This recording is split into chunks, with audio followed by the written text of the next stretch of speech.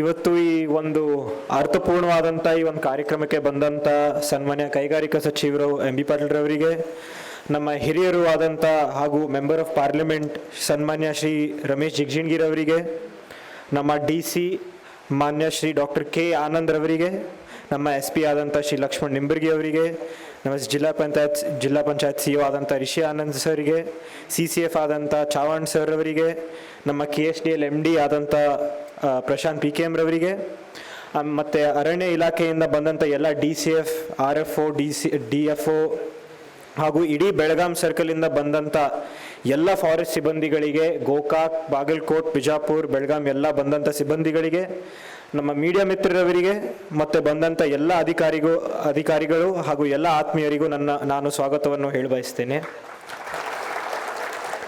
ಇವತ್ತು ಒಂದು ದೊಡ್ಡ ಹೆಮ್ಮೆ, ನಮ್ಮ ಬೆಳಗಾಂ ಸರ್ಕಲಿಂದ ಎಲ್ಲ ಫಾರೆಸ್ಟ್ ಸಿಬ್ಬಂದಿಗಳು, ಅಧಿಕಾರಿಗಳು ಇಲ್ಲಿ ಬಂದು, ನಮ್ಮ ವಿಜಯಪುರ ಮೊದಲು ಬಂದಿದ್ರೆ ಬರೇ ಬರಗಾಲು, ಬಯಲ ಪ್ರದೇಶ ಅಂತಿದ್ವಿ.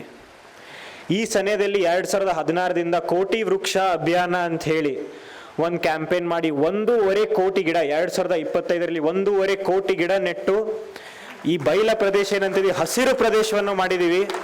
ಅದೊಂದು ಹೆಮ್ಮೆ. ಒಂದು ಅರಣ್ಯ ಅಧಿಕಾರಿಗಳು ಬಂದಂಥ ಒಂದು ಫಂಕ್ಷನ್ ನಾವು ವಿಜಯಪುರದಲ್ಲಿ ಇಟ್ಟಿದ್ದೀವಿ, ಅರಣ್ಯ ಪ್ರದೇಶದಲ್ಲಿ ಇಟ್ಟಿದ್ದೀವಿ ಅಂತ ಒಂದು ಖುಷಿಲಿ ಹೇಳ್ಬೋದು ನಾವೀಗ. ಇದು ಇವತ್ತಿಲ್ಲಿ ಎದಕ್ಕೆ ಸೇರ್ಕೊಂಡಿವಿ, ಎದಕ್ಕೆ ಈ ಕಿಟ್ ವಿತರಣೆ ಎದಕ್ಕೆ ಮಾಡ್ತಾ ಇದ್ದೀವಿ? ನಾನು ಸುಮಾರು 4 ವರ್ಷದ್ದಾಗಿಂದ ನಾನು ಇದೇ ಕಾಡುಗಳು ಅಡ್ಡಾಡ್ತಾ ಇದ್ದೆ. ಕಬಿನಿ ಆಗಲಿ, ಬಂಡೀಪುರ ಆಗಲಿ, ಕಾಡೊಳಗೆ ಹೋಗ್ತಾ ಇದ್ದೆ. ನಾನು 12 ವರ್ಷ ಬಂಡೀಪುರಲ್ಲಿ ಒಂದ್ಸತಿ ಸಫಾರಿಗೆ ಹೋದಾಗ ನಾವು ಅದೇ ಸಫಾರಿ ಜೀಪಲ್ಲಿದ್ವಿ. ಅವಾಗ ಒಬ್ಬರು ಫಾರೆಸ್ಟ್ ಗಾರ್ಡ್ ಬಂದರು. ಈಚೆ ಕಡೆ ಒಂದು ಸ್ಲಾತ್ ಬೇರ್ ಇದೆ, ಕರಡಿ ಇದೆ, ಇನ್ನೊಂದು 200 ಮೀಟರ್ ಮುಂದೆ ಒಂದು ಟೈಗರ್ ಇದೆ. ನಾವು ಸಫಾರಿ ಜೀಪಲ್ಲಿದ್ದೀವಿ, ಬಟ್ ಒಬ್ಬರು ಫಾರೆಸ್ಟ್ ಗಾರ್ಡ್ ವಯಸ್ಸೊಂದು 50-55 ಆಗಿರ್ಬೋದು, ಶೂ ಇಲ್ಲದೆ, ಮಳೆಗಾಲದಲ್ಲಿ ಜಾಕೆಟ್ ಇಲ್ಲದೆ, ಛತ್ರಿ ಇಲ್ಲದೆ, ಬರೀ ಒಂದು ಕೈಯಲ್ಲಿ ಮಚ್ಚ ಹಿಡ್ಕೊಂಡು ಪಕ್ಕ ಅಲ್ಲೇ ಸ್ಲಾತ್ ಬೇರ್ ಅಲ್ಲೇ ಬಾಜುಕೆ ಇದ್ರೂ ಬರೀ ಶೂ ಇಲ್ಲದೆ ನಡ್ಕೊಂಡು ಹೋಗ್ತಾ ಇದ್ರು. ನಾವು ಸಫಾರಿ ಜೀಪಲ್ಲಿ APC ಕ್ಯಾಂಪ್ವರೆಗೂ ಬಿಟ್ಟು ಬಂದ್ವಿ. ನಾನು ಚಿಕ್ಕವನಿದ್ದಾಗಿಂದನೂ ಈ APC ಕ್ಯಾಂಪ್ ವಾಚರ್ಸು, ಸ್ಟಾಫು, ಗಾರ್ಡ್ಗಳಿಗೆ ಏನಾದರೂ ಹುಲಿ ನೋಡಿದ್ರ, ಏನು ಮೂವ್ಮೆಂಟ್ ಆಗ್ತಾ ಇದೆ, ಏನು ಜಂಗಲಲ್ಲೆಲ್ಲ ಕೇಳ್ತಾ ಇದ್ದೆ.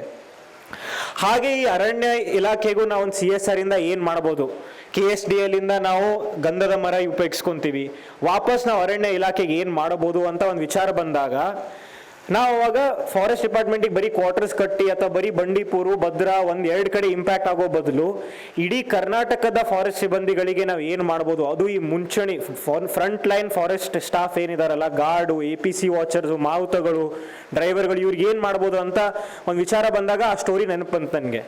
ಶೂ ಇಲ್ಲದೆ, ಮಳೆಗಾಲದಲ್ಲಿ ಜಾಕೆಟ್ ಇಲ್ಲದೆ, ಕರಡಿ, ಟೈಗರ್ ಮುಂದೆ ಹೋಗ್ತಾರಲ್ಲ, ಇಂಥ ಮುಂದೆ ಫಾರೆಸ್ಟ್ ಡಿಪಾರ್ಟ್ಮೆಂಟು ಆರ್ಮಿ ಇದ್ದಂಗೆ. ಆರ್ಮಿಗಳು ಹೆಂಗೆ ಬಾರ್ಡರಲ್ಲಿ ಇರ್ತಾರೆ, ಹಾಗೆ ಫಾರೆಸ್ಟ್ ಸ್ಟಾಫು ಫಾರೆಸ್ಟಲ್ಲಿ ಪ್ರಾಣಿಗಳು ಕಾಪಾಡ್ತಾರೆ.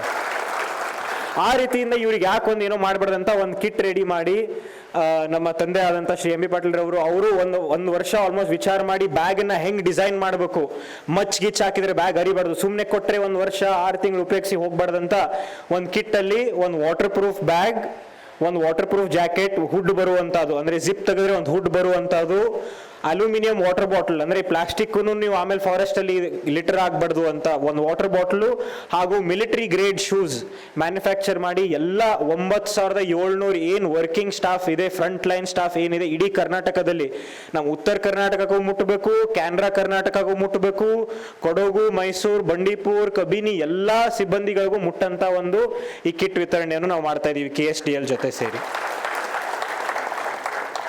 ಸೊ ನಂದೇನಂದ್ರೆ, ಈ ಹಸಿರು ಯೋಧರು, ಈ ಗ್ರೀನ್ ವಾರಿಯರ್ಸ್ ಏನಿದಾರಲ್ಲ, ಪ್ರತಿಯೊಬ್ಬರಿಗೂ ಏನಾದರೂ ಒಂದು ಚಲೋ ಆಗಲಿ, ಕಿಟ್ ಬಂದು ಮಳೆಗಾಲ ಟೈಮ್ ಆಗಲಿ ಅಥವಾ ನೀರು ತೊಗೊಂಡು ಹೋಗೋಕ್ಕಾಗಲಿ ಒಂದೇನಾದರೂ ಒಂದು ಒಳ್ಳೆ ಕಿಟ್ ಕೊಟ್ಟು ಅವರಿಗೆ ಒಂದೇನಾದರೂ ಒಳ್ಳೆ ಇಂಪ್ಯಾಕ್ಟ್ ಆಗಲಿ ಅಂತ ಇದೊಂದು ಕಾರ್ಯಕ್ರಮ ನಾವು ಇವತ್ತು ಇಟ್ಕೊಂಡು ಅದೇ ಇವತ್ತಿನ ಈ ಕಾರ್ಯಕ್ರಮದ ಒಂದು ಯೋಜನೆ. Thank you.